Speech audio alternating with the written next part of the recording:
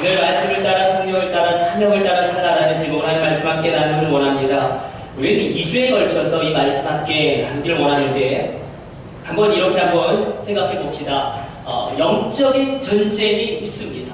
우리가 이 단어를 기억하면서 오늘 말씀을 시작하기를 원합니다. 오늘 설교는 조금 저도 좀 어렵더라고요. 오늘 말씀이. 그래서 더욱더 긴장감을 가지고 우리가 하나님의 말씀에 몰입해 들어가기를 간절히 바라고 원합니다. 자, 많은 그리스도인들이 영적 전쟁이 있다는 사실조차 인식하지 못하고 살아가고 있습니다. 너무나 우리는 바쁘고요. 우리는 너무나 분주합니다. 우리의 시선을 하나님께 돌리기가 좀처럼 쉽지가 않습니다. 그러나 우리 삶 속에는 분명히 영적인 전쟁이 있습니다. 우리 영적인 전쟁은 우리가 하나님 나라 할 때까지 계속될 것입니다.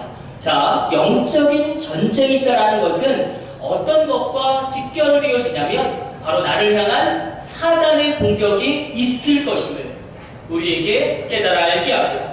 나를 향하여 사단이 공격할 것입니다. 사단의 공격이 있기 때문에 우리가 그것을 말미암아 우리가 인식하든지 인식하지 않든지 간에 많은 고통을 겪고 있습니다. 영적인 전쟁이 있고 사단의 공격이 있다는 것을 우리가 분명히 깨닫는 그 순간부터 우리 신앙과 우리의 믿음은 전혀 다른 차원으로 도약할 수 있게 됩니다. 뿐만 아니라 거기서부터 우리의 해방과 우리의 놀라운 승리도 시작되어진다는 것입니다. 영적인 전쟁이 있는데 우리가 지난주에 한번 살펴보았죠. 사단이 얼마나 교활하고 악한지 하나님을 대적하면서 정말 성도들을 핍박하는데 어떻게 대적하냐면 하나님을 흉내냅니다.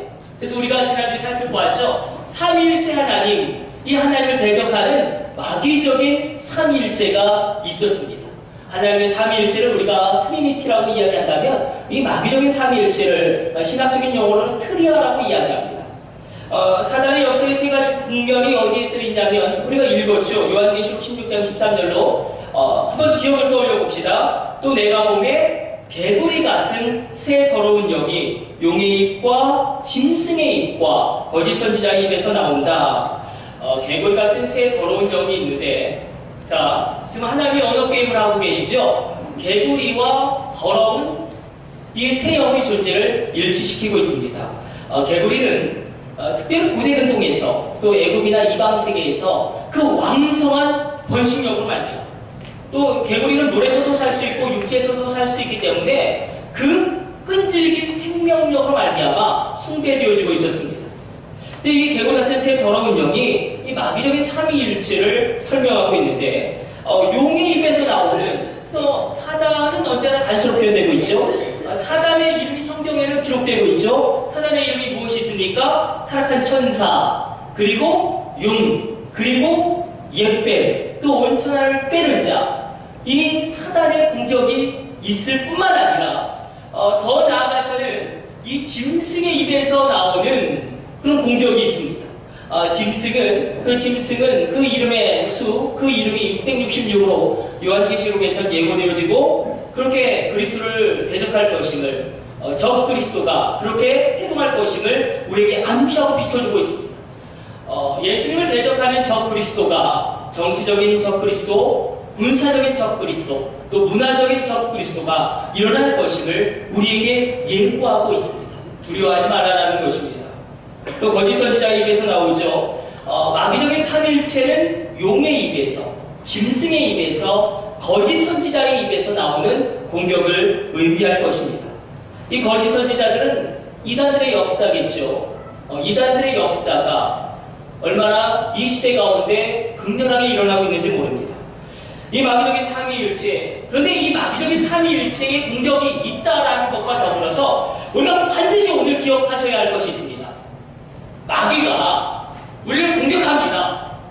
여러분, 영적 전쟁 가운데 우리가 예수를 믿는 그 순간부터 우리는 믿든지 안 믿든지 이 영적 전쟁의 한복판 가운데 서게 될 수밖에 없습니다.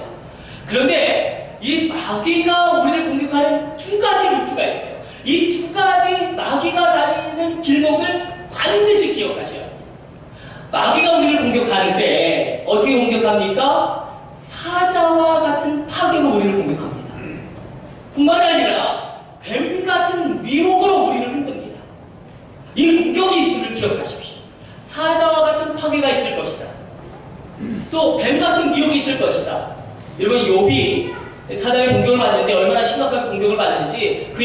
다 날아가고요. 그 육신이 정말로 질병을 얻습니다. 사자와 같은 파괴가 그 안에 있었어요. 그런데 사단은요, 뱀같이 미혹하기도 합니다. 복음서에 나오는 가장 불쌍한 인생 가운데 한 사람이 누구냐면 사단이 엄청난 불을 주었습니다.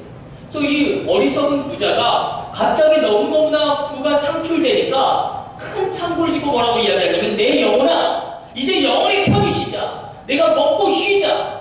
나 그날 밤 그 영혼을 하나님이 취하신다. 사자 같은 파괴가, 뱀 같은 미혹이, 그런 공격이 우리 가운데 있을 때에, 그런데 오히려 우리가 사자와 같은 파괴에 대한 공격은 견뎌내는데 이 뱀 같은 미혹, 그 유혹의 공격에 쓰러질 수 있음을 성경은 우리에게 이야기하고 있습니다. 자, 우리 정리해 봅시다. 자, 영적인 전쟁이 있다. 영적인 전쟁이 있다는 것은 무엇이죠? 나를 향한 사단의 공격이 있을 것이다. 그 사단의 공격은 두 가지 루트로 우리 가운데 올 것이죠. 사자 같은 파괴, 또 뱀 같은 미혹. 근데 우리가 여기까지 가보길 원합니다. 뱀 같은 미혹 가운데 그 선봉에 있는 것이 바로 진화론이라는 것입니다. 하나님을 대적하는 가장 견고한 질은 진화론인데, 여러분, 내가 창조론이냐 진화론이냐 단순히 이것을 우리가 선택할 때에 여기에 따라서 나의 정체성이 달라집니다. 나의 세계관이 달라집니다. 뿐만 아니라 나의 가치관도 달라지기 시작합니다. 이 인본주의 시대 가운데, 세속화된 시대 가운데 하나님 없이 모든 것을 설명하려는 시도들이 있습니다. 그 핵심에는 진화론이 있고, 그래서 이 견고한 진을 우리가 깨지 않고서는 우리 믿음이 도저히 자랄 수가 없습니다. 여러분, 시작을 모르면 우리가 끝을 가늠할 수가 없겠죠. 시작과 끝을 알지 못하면 그 과정이 이해되지 않을 것입니다. 정말로 하나님이 예수 그리스도로 말미암아 알파와 오메가 되심을 믿으시길 축복합니다. 이 믿으십니까? 예수님이 정말 알파와 오메가 되시는, 시작과 끝이 되시는 그분이심을, 역사의 주관자 되심을 믿으십니까? 우리가 이것을 믿고 받아들이는 것입니다. 성경은 물질의 시작이 어떠하였는지, 우주의 시작이 어떠하였는지, 생명체의 시작이 어떠하였는지 분명히 우리에게 이야기하고 있습니다. 그래서 우리가 뒤에서 우리가 살펴보겠지만 창세기 1장 1절이 원어적으로 보면 굉장히 의미가 깊죠. 그래서 창세기 1장 1절 우리 한번 선포하듯이 읽고 말씀을 우리가 시작해보기를 원합니다. 오늘 이 말씀 우리 깊이 집중하기를 원합니다. 창세기 1장 1절 말씀 같이 합독합니다. 태초에 하나님이 천지를 창조하시니라. 이 놀라운 선언에 진화론으로 말미암아 공교육을 받아왔던 우리 자녀들은 굉장히 자국스러워합니다. 그리고 믿음의 걸림돌이 된 것도 사실입니다. 심지어 카톨릭에서는 이게 너무나 문제가 되어서 로마 교황청의 그 교리서에서는 이런 제안도 하고 있더라고요. 제가 보니까 대진화가 있고 소진화가 있습니다. 소진화는 무엇이냐면 우리가 환경에 영향을 받죠. 그런데 이 햇볕이 많이 있는 곳에 살면 피부가 검해진다. 그건 소진화일 거예요. 근데 대진화는 무엇이냐면 종에서 종으로 넘어가는 진화를 대진화라고 이야기합니다. 그런데 카톨릭은 이 대진화를 인정해버렸어요. 이 대진화를 인정하면 창조론이 설 곳이 없거든요. 그래서 진화론적인 창조다. 하나님이 창조하셨는데 종에서 종으로 넘어가는 진화의 과정들을 다 심겨 놓았다라는 어정쩡한 그런 설명으로 진화론과 타협을 시도하기도 합니다. 근데 이게 왜 중요하냐면 우리 영적인 전쟁 가운데 진화론이냐 창조론이냐, 우리는 이것을 결론 내리기를 피하기도 합니다. 그러나 아니요! 결론 내리셔야, 확실히 이걸 결론을 내리셔야지. 여러분, 창세기 1장 1절이 믿어져야지 요한계시록 마지막까지 믿어지는 것이 아니겠습니까? 여러분의 시작이 하나님인 줄 믿으시길 축복합니다. 나의 시작이 하나님이시다. 이 분명한 정체성과 가치관과 세계관이 오늘 여러분에게 세게 바뀌시기를 주님의 이름으로 축복합니다. 그래서 우리 다시 한번 이렇게 고백해 봅시다. 창세기 1장 1절은 절대 하셔서 고백해 봅시다. 창세기 1장 1절은 현재적으로 고백되어져야 한다. 자, 이 의미를 잘 잡아내 보세요. 태초에 하나님이 천지를 창조하셨다고 이야기되어지고 있는데, 이 태초라는 단어는 우리가 가늠하기조차 엄청난 원태부의 그런 고고학적인 개념으로 한정될 수가 없습니다. 이 태초에라는 단어에 함축되어진 의미는 정말로 새로운 것을 시작할 수 없는 그 인생 가운데 하나님이 찾아오셔서 하나님이 직접적으로 역사하신 그 모든 담겨져 있다는 것입니다. 태초에 하나님이 천지를 창조하시느니라 이것이 우리 가운데도 현재적으로 반복되어져서 일어나야 될 사건임을 성경은 우리에게 꽉 쥐고 성경을 시작하고 있다는 것입니다. 여러분, 하나님이 내 삶에 결정적으로 다가오셔서 도저히 새롭게 시작할 수 없을 그때에 새로운 인생을 여시고 놀랍게 시작하심을 믿으신다면 우리가 창세기 1장 1절을 고백할 수 있게 될 것입니다. 바라보나기는 여러분 새로운 인생이 확 열리시길 축복합니다. 은퇴했다고 끝나는 것이 아니라 제2의 인생이 아니면 제3의 인생까지도 그냥 확 열려지시기를 주님의 이름으로 성부 성자 성령으로 축복합니다. 열리셔야 돼요. 우리가 낡은 인생을 되풀이하며 살다가 새 것에 대한 소망을 품을 수 없는 그때에 새로운 시작이 이루어지는 그 감격과 놀라움을 지칭하는 모든 단어가 이 태초에라는 그 단어에 담겨져 있습니다. 하나님이 나를 창조하셨다는 것은 하나님이 나를 새롭게 할 수 있다는 확신입니다. 하나님이 우리 가정을 새롭게 일으킬 수 있다는 믿음입니다. 하나님이 우리 자녀 얼마든지 놀랍게 사용할 수 있다는 고백이 바로 태초에 하나님이 나를 창조하셨다는 창세기 1장 1절의 고백이라는 것입니다. 제가 미국에 있을 때에 캘리포니아 파사데나에 1년 정도 있었는데 제가 잊을 수 없었던 것은 거기에서 사랑의 빛 선교교회라는 교회를 제가 가서 이 몽고 선교사님의 간증을 들은 적이 있어요. 몽고 선교사님이 간증하는데 야, 뭐라고 말씀하시냐면 저는 정말 웃었어요. 그분의 간증을 듣다가. 여러분 한번 들어보세요. 선교사님이 이제 선교를 하고 계시는데 추수 때까지 한 달이 남았는데 양식이 다 떨어졌답니다. 여러분이 만약에 선교사님이시고 여러분들 신앙 공동체가 한 달 동안 먹을 양식이 없으면 어떻게 하시겠습니까? 그저 절망하고 좌절하고 앉아서 울고 계시겠습니까? 이 선교사님이 뭐라고 이야기하셨냐면 그 성도님들과 함께 야, 어차피 굶는 거 하늘을 보고 기도하면서 굶자. 저는 이 정신이 굉장히 중요하다고 봐요. 야, 굶더라도 하늘을 바라보면서 기도하면서 굶자. 근데 그렇게 정말 하늘을 바라보면서 기도하는 사이일지에 먹구름이 막 몰려오더랍니다. 먹구름이. 그리고 막 비가 막 쏟아지는데 비가 아니라 옥수 나달이 쏟아지더래요. 밀 나달이 쏟아지더래요. 쌀 나달이 쏟아지더래요. 근데 제가 그 간증을 듣다가 속으로 웃었습니다. 하하, 저분이 너무 뻥이 세신데 어디 정말 떨어졌다는 거예요. 옥수수 나달이 막 새카맣게 막 떨어져가지고 그걸 다 긁어 모았더니 한 달을 딱 먹을 수 있는 양식이 그렇게 부어졌다는 것입니다. 근데 이게 참 이상한 현상이었나 봐요. 그래서 이 몽고의 기상학자들이 도대체 이게 어디서 온 곡식이냐 추적을 해보았더니 어떤 일이 있었냐면 아주 큰 강풍이 불어왔는데 그 강풍이 어디를 강타하냐면 몽고 정부의 곡식 창고를 강타했답니다. 말도 웃기죠. 예. 그런데 그 강풍을 타고 이 옥수수 나달들이 쌀 나달들이 이동을 시작하는데 무려 1,500마일을 이동해서 아무것도 없는 그 상황 가운데 하늘을 바라보며 기도하는 그 시각 그 자리에 바로 그곳에 한 달의 양식이 정확하게 떨어졌음을 믿으시길 축복합니다.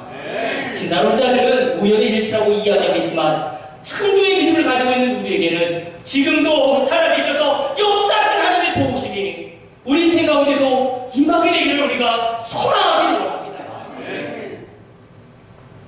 우리가 정말로 이 시대 가운데 과학만능주의를 살고 있지만 우리가 이것을 기억하기를 원합니다. 과학도요, 하나님을 인정하는 과학이 있습니다. 하나님을 인정하지 않는 과학이 있습니다. 두 개가 다릅니다. 특별히 많은 과학자들이 이 과학의 연구를 하다가 뭐 뉴턴이라든지 아니면 케플러 이런 사람들이 우주를 연구하다가 하나님 신앙을 고백한 경우가 굉장히 많습니다. 이런 분들 우리 뭐 켈빈이라든지 이런 법칙들을 만들어낸 우주를 연구하는 법칙들을 만들어낸 이분들이 그래서 진화론은요 오히려 비과학적일 수 있음을 오히려 하나님에 대한 신앙이 없는 과학자들이 지금 제시하고 있어요. 그래서 우리가 한번 기억을 떠올려 보면 1970년대 케네디 대통령이 미국의 공립학교에서 10계명을 가르치는 기독교 교육을 다 근무하죠. 그때부터 총기 사고가 급증하고 자살이 급증하고 10대 청소년들의 성적인 방종이 정말 말할 수 없을 정도로 타락하기 시작하는데 2000년대 중반부터 미국이 어떤 결단을 했어요. 미국 복음주의 진영에서 무언가 결단을 하고 정말로 시물 앞에서 이 공립학교에서 진화론과 더불어서 지적 설계론이나 창조론을 가르치기 시작합니다. 그래서 각 주마다 다르지만 많은 주들이 그 공립학교에서 진화론과 더불어서 왜냐하면 진화론의 약점들이 너무나 많이 발견되고 있기 때문에 창조론이라고 할 수도 없잖아요. 그래서 지적 설계론이라는 이론으로 이 창조론을 설명하고 있습니다. 우주에는 뜻이 있다는 거예요. 여러분, 내 인생은 하나님의 뜻이 있겠습니까? 없겠습니까? 우리 가정 가운데 하나님의 뜻이 있겠습니까? 없겠습니까? 우리 자녀 가운데 하나님의 뜻이 있겠습니까? 없겠습니까? 이게 보이셔야 돼요. 여러분, 가정 가운데 하나님의 뜻이 있고 내 인생 가운데 하나님의 뜻이 있고 나의 자녀 가운데 하나님의 뜻이 있으면 아멘으로 화답하며 주님 앞으로 달려나가시길 축복합니다. 이 진화론에 대하여 시간이 없지만 그래도 그냥 한 가지만 살펴보면 여러분, 진화론의 가장 본질적인 핵심이 무엇입니까? 무차별적인 적자생존과 돌연변에 의해서 진화되었다라는 게 진화론의 핵심 아니겠습니까? 그래서 단세포에서 다세포로, 다세포에서 어류, 어류에서 양서류, 양서류에서 파충류, 파충류에서 조류, 조류에서 어디로 넘어가죠? 조류에서 포유류, 포유류에서 어디로 넘어갑니까? 인류로 넘어가죠. 그런데 중요한 게 무엇이냐면 진화의 고리예요. 이렇게 대진화가 있게 되면 진화의 고리가 중요하지 않겠습니까? 예를 들어서 단세포에서 다세포로 넘어간다든지 아니면 다세포에서 어류로 넘어갈 때에 진화의 고리를 무엇으로 설명하냐면 돌연변이 이론으로 설명합니다. 기존의 종과 다른 돌연변이가 태동해가지고 그렇게 종과적으로 넘어가는 진화의 고리가 이어졌다는 것입니다. 그런데 우리가 지금 가장 고민하고 있는 게 무엇이냐면 여러분, 돌연변이가 기존의 종보다 우월하거나 안정적이거나 탁월한 경우가 없는 겁니다. 돌연변이가 과학자들이 아무리 연구를 해도 이 돌연변이가 기존의 종보다 안정적이거나 탁월하거나 우월한 것들이 발견이 되지 않으니까 이게 심각한 공격을 내부에서도 일어나고 있는 것입니다. 그러니까 문제가 되는 거죠. 또 역진화의 문제도 전혀 설명을 하지 못합니다. 고래가, 진화론에 따르면 고래가 어떻게 고래가 됐냐면 포유류에 살던 소가, 포유류에 속하던 소가 이 양서류가 돼서 그리고 파충류가 돼서 다시 바다로 들어가서 어류가 되었다는 것인데 이 역진화를 진화론으로는 설명이 되지 않습니다. 우리가 한번 다뤄봤죠. 이 생명체가 우연히 태어날 확률은 10에 16만 7천 분의 1인데 이 확률이 무엇이냐면 보잉 747이 그냥 회오리 바람에 그냥 확 올라갔다가 그 부품들이 다 분리되어졌다가 떨어지면서 보잉 747 그 전보 비행기가 조립될 확률과 똑같아요. 그냥 그 가장 세포 하나 그냥 생겨나는 확률이 124개의 단백질과 DNA가 필요한데 이게 태어날 확률이 그렇습니다. 여러분, 그래서 그냥 우리 믿으면 나중에 하나님의 창조의 역사가 이해가 될 줄을 믿습니다. 믿으면 이해가 돼요. 믿지 않으면 이해가 안 되지만 믿으면 나중에 성경을 깨달아 알게 하시고 이해가 될 줄을 믿습니다. 그게 창조의 역사입니다. 믿으시길 축복합니다. 믿음이 일어나시길 축복합니다.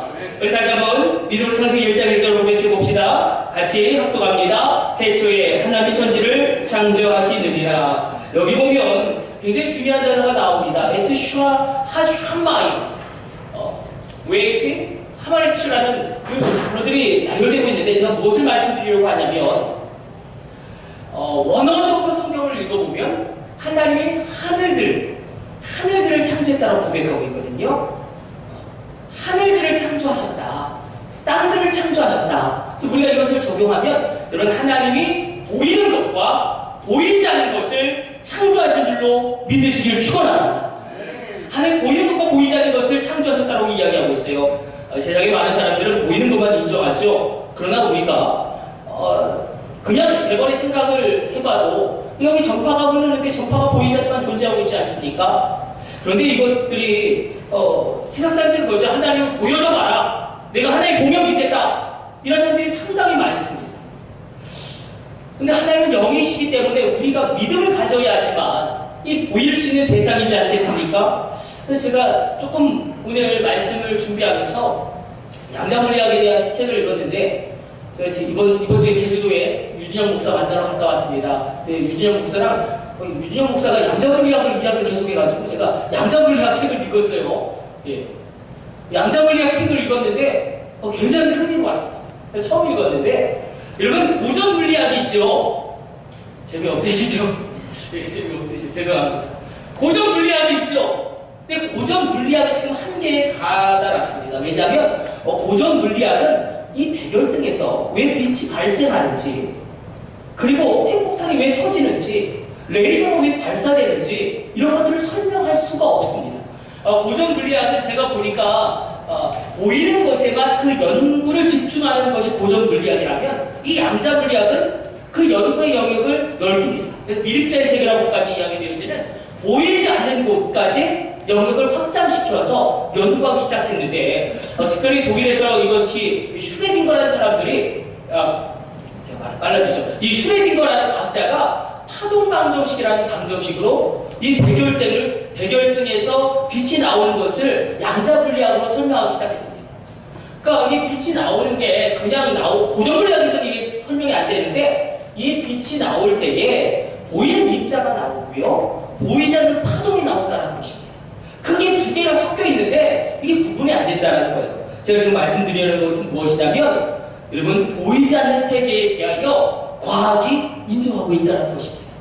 이것이 없이 핵폭탄이 터지는 원리라든지 이 원자가 배열되는 원리라든지 아니면 별이 생성되어지는 원리를 도저히 설명할 수 없기 때문에 의학에서도 지금 사후세계에 대한 연구가 굉장히 활발하게 일어나고 있습니다. 사후세계.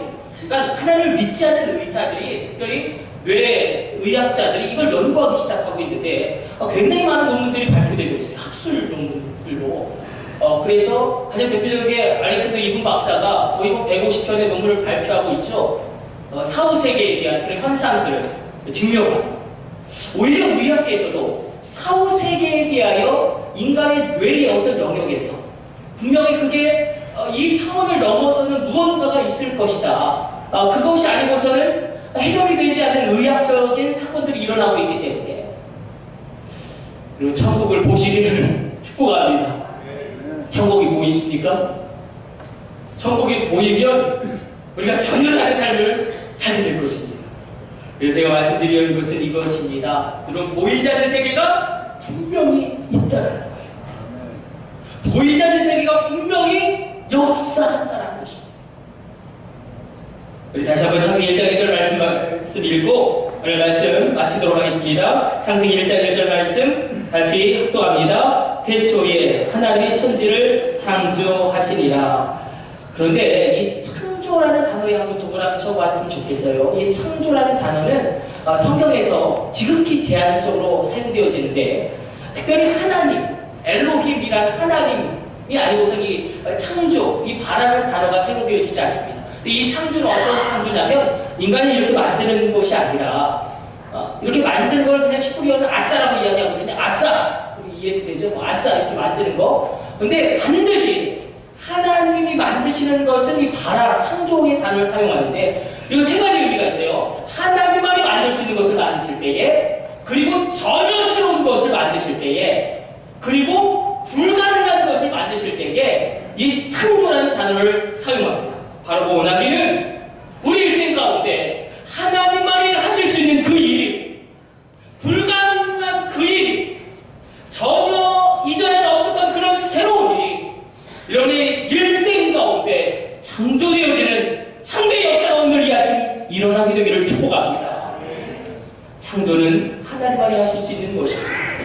작년에 지금 어려움을 겪고 있는 이 마크롱 프랑스 대통령이 국방부 장관을 여정 임명했어요. 실비 불라고 임명해서 막 온 유럽이 난리가 났죠. 여자가 막 국방부 장관이 되는 이 시대가 우리가 살고 있어요. 놀라운 일이죠. 이전에는 없었던. 근데 그 정도 수준이 아니라 그것과 비교도 안 될 놀라운 일들이 일어났다는 거예요. 왜냐하면 창조는 하나님만이 하실 수 있는 일이기 때문에 우리 앞에 인생 앞에 하나님 무언가를 창조하기를 원하십니다. 그 무한한 능력으로 우리가 보지도 듣지도 상상하지 못한 새로운 것을 놀라운 것을 기적을 일으키기를 원하시는데 우리 한번 2절 말씀 한번 읽어보기를 원합니다. 2절 말씀 같이 합독합니다. 땅이 혼돈하고 공허하며 흑암이 깊음 위에 있고 하늘의 영은 수면 위에 운행하시느니라. 하나님이 창조하시기 전의 상태를 이렇게 이야기하고 있어요. 혼돈하였다. 땅이 혼돈하였다. 우리 가운데 혼란스러운 분이 있죠. 내면 세계가 정리가 하나도 안 되고 삶이 너무너무나 복잡하고 그런 분들이 있다면 하나님의 창조의 능력으로 말미암아 여러분의 내면 세계가 정리되어지며 여러분의 삶 가운데 분명한 목적이 있게 되시기를 간절히 바라봅니다. 또 이렇게 설명하고 있어요. 공허하다. 공허하다. 텅 비었다라는 것입니다. 이 몸뚱아리만 있지 이 몸 안에 당연히 있어야 될 비전과 열정과 꿈이 없이 그냥 텅 비어있다라는 거예요. 이런 분이 혹 있다면 우리 가운데 가장 필요한 것이 하나님의 창조의 능력이라는 것입니다. 또 이렇게 설명하고 있어요. 흑암. 하나님이 창조하시기 전의 상태를 이렇게 표현하고 있어요. 혼돈하였다, 공허하였다, 흑암. 아주 깊은 어둠의 그림자가 있었다는 것입니다. 내가 너무나 사방팔방 막혀서 빛이 보이지 않는 분들이 있다면 하나님의 창조가 필요하다는 것입니다. 이 세 가지 중에 혼돈, 공허, 흑암의 깊은 가운데 있는 분이 있다면 정말로 하나님의 창조의 역사가 일어나야 되지 않겠습니까? 오늘 말씀 결론을 내리려고 합니다. 그럼 어떻게 이 하나님의 창조의 역사가 일어나는가? 저를 따라서 마지막으로 한번 믿음으로 선포해 보기를 원합니다. 저를 따라서 믿음으로 고백해 봅시다. 말씀을 따라 살아라. 여러분 내 생각으로 살면 안 된다는 것입니다. 내 감정이 흔들려서도 안 된다는 것입니다. 내 판단으로 나아가서도 어려운 일을 당한다는 것입니다. 하나님의 말씀 따라 나아가시고 하나님의 말씀을 따라 판단하시고 하나님의 말씀으로 말미암아 결론 내리시기를 축원합니다. 그때에 놀라운 창조의 역사가 일어난다. 하나님의 말씀을 따라 산다는 거 그때 불가능한 일이 가능케 되어지고 하나님의 영광을 보게 되어지는데 우리 3절 말씀도 같이 한번 읽어보도록 하겠습니다. 같이 합독합니다. 하나님이 이르시되 빛이 있으라 하시니 빛이 있었고 하나님이 지금 말씀을 던지고 있는 것 온 우주를 창조한 재료가 무엇이냐면 말씀이에요. 하나님의 말씀이에요. 혼돈이 있고 공허하고 아주 어둠의 깊은 그늘 가운데 있을 때에 하나님이 우리 가운데서 말씀을 던지십니다. 그래서 우리 다시 한번 고백해 봅시다. 있으라 그대로 되니라 보시기에 좋았더라. 이 놀라운 역사가 우리 가운데 일어나게 될 줄을 믿습니다. 말씀을 던지고 있는데 빛이 있으라 그렇게 말씀하시니까 빛이 창조되어집니다. 하나님의 말씀을 내가 붙들 때에 내가 죽었다 깨어나도 생각할 수 없는 것들을 생각하게 된다는 것입니다. 하나님의 말씀을 따라서 내가 걸어갈 때에 내가 할 수 없는 그 일을 하게 된다는 것입니다. 내가 하나님의 말씀을 내 입에 두고 그 말씀을 선포할 때에 그때 완전히 새로운 일이 일어난다는 거예요. 한 가지 이야기하고 말씀 마치려고 합니다. 이 물이 답을 알고 있다라는 책이 있죠. 지구는 70%가 뭐로 되어 있을까? 물로 되어 있죠. 근데 이 물을 가지고 실험을 했다라는 거 아니겠습니까? 이 물에게 부정적인 말을 했다라는 거예요. 너 미워해. 너 못생겼어. 너는 멍청해. 이렇게 이야기했더니 물의 결정체가 완전히 깨지고 불안정해지고 그런데 물아 사랑해. 감사해. 이렇게 긍정적인 이야기를 했더니 물의 결정체가요 영롱해지고요. 안정적이 되고요. 아주 아름다운 결정체로 변화되어졌다는 게 아니겠습니까? 아니면 여기 직접 그런 긍정적인 단어를 써서 붙여놨더니 이건 우리의 말에는 권세가 있습니다. 마지막으로 절대로 그렇게 봅시다. 혀의 권세. 여러분 혀의 권세를 사용하셔야 돼요. 혀의 권세를 누리셔야 돼요. 여러분 인간이 긍정적으로 이야기해도 이렇게 물이 변하는데 그래서 과학자들은 파동이라고 이야기하지 않습니까? 이 말에는 뭐 파동이 있고 입자가 있어서 이게 닿아서 머리가 변할 줄 알다. 근데 하물며 인간이 이런 언어도 이렇게 긍정적인 힘을 발휘하는데 우리가 창조자 하나님의 말씀을 우리 입술로 주장할 때에 그 말씀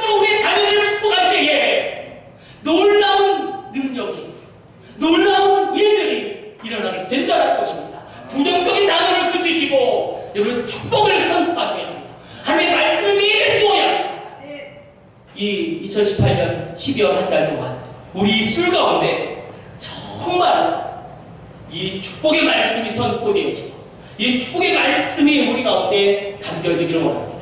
그래 기도하겠습니다. 하나님 감사합니다. 오늘도 주의 말씀 묵상하였습니다. 하나님 우리가 사단의 공격이 있음을 그리고 하나님 대적하는 가장 견고한진으로 지나오니 자리 잡고 있음을 기억하게 하여 주시고 우리가 말씀을 따라 살아가게 하여 주옵소서. 말씀을 따라 행동하게 하여 주옵소서. 내 입술에 하나님의 말씀을 두고 선포하며 축복하게 하여 주옵소서. 교회 권세를 누리는 자를 우리를 삼아 주옵소서. 여호와는 내게 복을 주시고 너를 지키시기를 원하며 여호와는 그의 얼굴을 내게 비추사 은혜 베푸시기를 원하며 여호와는 그 얼굴을 내게로 드사 평강 주시기를 원하노라. 하나님 우리 자녀들을 열방롭게 하여 주시며 열국으로